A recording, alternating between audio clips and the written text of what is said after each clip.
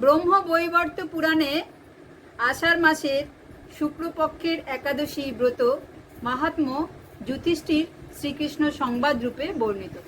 যুধিষ্ঠির এবং ভগবানের সঙ্গে একাদশী মাহাত্ম্য বর্ণিত আছে। যুধিষ্ঠির বললেন, হে বাসুদেব, আষাঢ় মাসের কৃষ্ণপক্ষিয়া একাদশীর মাহাত্ম্য কৃপাপূর্বক আমাকে বলুন। এটা বলেনি যে এই পার্থ তুমি এটা বলো তো, কৃপাপূর্বক বলুন, হাম্বেল, বিনয়। শ্রীকৃষ্ণ বললেন, হে মহারাজ, সকল পাপনাশিনী ও মুক্তিপ্রদ এই উত্তম ব্রতর কথা বলছি, আপনি শ্রবণ করুন। আষাঢ় মাসের কৃষ্ণপক্ষিয়া একাদশী যোগিনী নামে খ্যাত। মহাপাপ নাশকারী এই তিথি ভবসাগরে পতিত মানুষদের উদ্ধার লাভের একমাত্র নৌকাস্বরূপ। ব্রত পালনকারীদের পক্ষে এটি সর্বশ্রেষ্ঠ ব্রত বলে প্রসিদ্ধ। এই প্রসঙ্গে আপনাকে একটি পবিত্র পৌরাণিক কাহিনী বলছি। অলকানগরে শিব ভক্ত পরায়ণ কুবের নামে এক রাজা ছিল। তিনি প্রত্যহ শিব পূজা করতেন। তার হেমমালী নামে এক মালী ছিল। প্রতিদিন শিব পূজার জন্য মানস সরোবর থেকে সে ফুল তুলে যক্ষরাজ কুবেরকে দিত। বিশালাক্ষী নামে হেমমালীর এক পরমা রূপবতী পত্নী ছিল।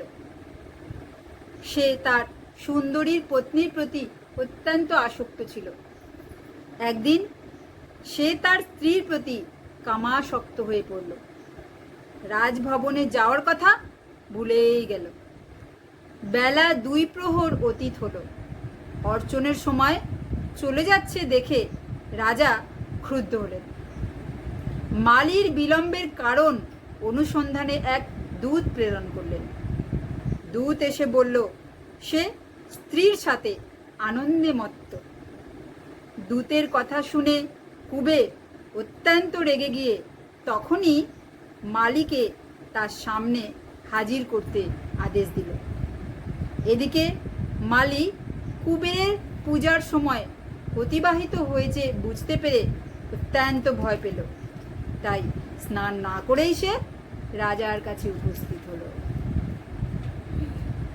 তাকে দেখা মাত্র রাজা ক্রোধবশে চোখ রাঙিয়ে বললেন, রে পাপিষ্ঠ দুরাচার, তুই দেবপূজার পুষ্প আনতে অবজ্ঞা করেছিস, তাই তোকে অভিশাপ দিচ্ছি।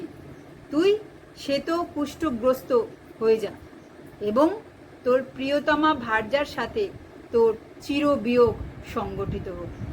রে নীচ, তুই এখনই এই স্থান থেকে ভ্রষ্ট হয়ে অধোগতি লাভ কর।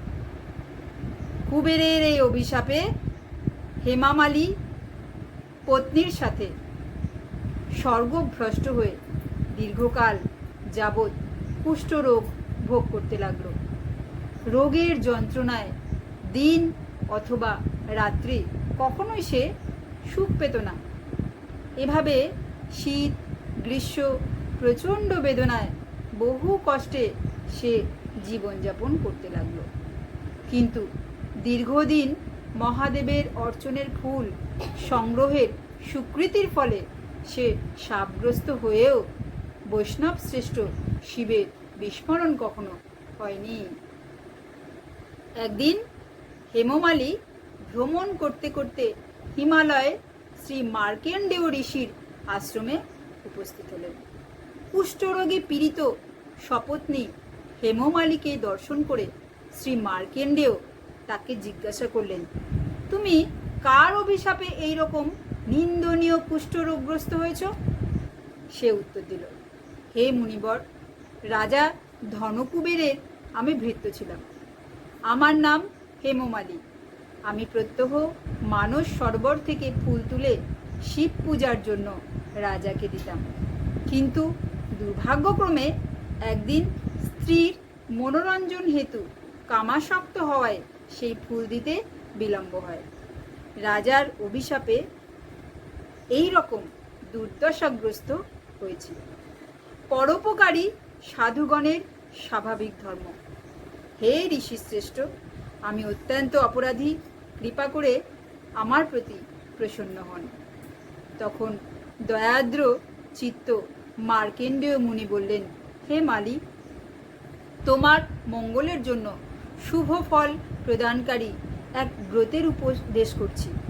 তুমি আষাঢ় মাসের কৃষ্ণপক্ষের যোগিনী নামক একাদশী ব্রত পালন করো। এই ব্রতের পূর্ণ প্রভাবে তুমি অবশ্যই কুষ্ঠব্যাধি থেকে মুক্ত হবে। শ্রীকৃষ্ণ বললেন, ঋষির উপদেশ শ্রবণ করে হেমমালী তাকে প্রণাম জানালো। পরে অত্যন্ত আনন্দে ঋষির আদেশ মতো নিষ্ঠার সঙ্গে যোগিনী একাদশী ব্রত পালন করল। এইভাবে হেমমালী সমস্ত রোগ থেকে মুক্ত হলো ও পত্নীসহ সুখে জীবনযাপন করতে লাগলো।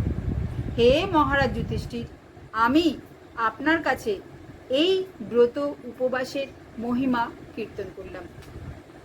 এই ব্রত পালনে ৮৮,০০০ ব্রাহ্মণকে ভোজন করানোর ফল লাভ হয়।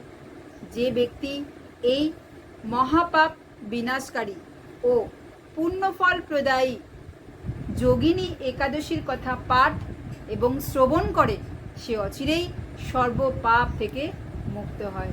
হরি বল।